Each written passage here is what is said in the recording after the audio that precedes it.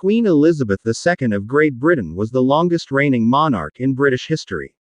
She celebrated 70 years on the throne in June 2022 with her Platinum Jubilee. At the time of her birth, most people did not realize Elizabeth would someday become the Queen of Great Britain. Elizabeth, nicknamed Lilibet, got to enjoy the first decade of her life with all the privileges of being a royal without the pressures of being the heir apparent. Elizabeth's father and mother divided their time between a home in London and Royal Lodge, the family's home on the grounds of Windsor Great Park. Elizabeth and her younger sister Margaret were educated at home by tutors. Academic courses included French, mathematics and history, along with dancing, singing and art lessons.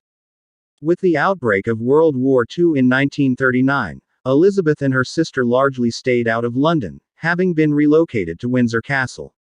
From there she made the first of her famous radio broadcasts in 1940, with this particular speech reassuring the children of Britain who had been evacuated from their homes and families.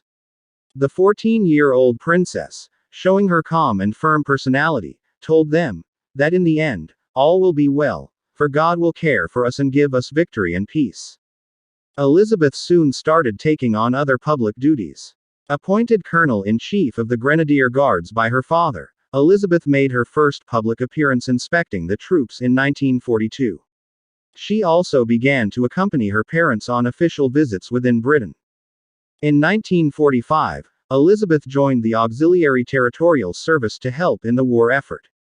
She trained side by side with other British women to be an expert driver and mechanic. While her volunteer work only lasted a few months, it offered Elizabeth a glimpse into a different, non-royal world.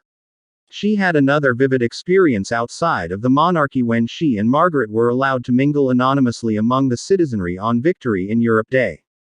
When Elizabeth's grandfather George V died in 1936, his eldest son became King Edward VIII. Edward, however, was in love with American divorcee Wallis Simpson and had to choose between the crown and his heart. In the end, Edward chose Simpson and abdicated the crown. The event changed the course of her life, making her the heir presumptive to the British crown.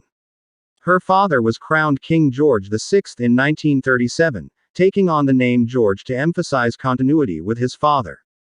Her mother became Queen Elizabeth. On King George's death in 1952, she became Queen Mother and her daughter became Queen Elizabeth II. Elizabeth was crowned Queen Elizabeth II on June 2, 1953, in Westminster Abbey, at the age of 25. Elizabeth assumed the responsibilities of the ruling monarch on February 6, 1952, when her father, King George VI, died. For the first time ever, the coronation ceremony was broadcast on television, allowing people from across the globe to witness the pomp and spectacle of the event. Elizabeth married her distant cousin Philip Mountbatten on November 20, 1947, at London's Westminster Abbey.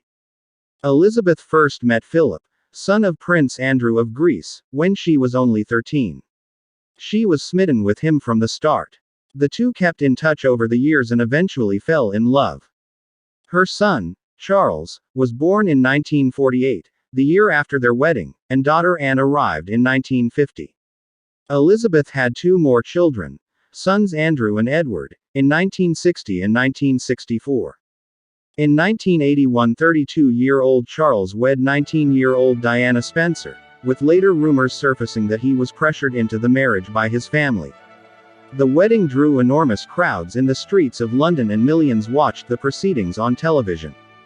Public opinion of the monarchy was especially strong at that time. Elizabeth's long and mainly peaceful reign was marked by vast changes in her people's lives, in her country's power, how Britain is viewed abroad and how the monarchy is regarded and portrayed. As a constitutional monarch, Elizabeth did not weigh in on political matters, nor did she reveal her political views. However, she confers regularly with her prime ministers. When Elizabeth became queen, post-war Britain still had a substantial empire, dominions and dependencies. However, during the 1950s and 1960s, many of these possessions achieved independence and the British Empire evolved into the Commonwealth of Nations. Elizabeth II thus made visits to other countries as head of the Commonwealth and a representative of Britain, including a groundbreaking trip to Germany in 1965. She became the first British monarch to make a state visit there in more than 5 decades. After the start of the 21st century, Elizabeth experienced 2 great losses.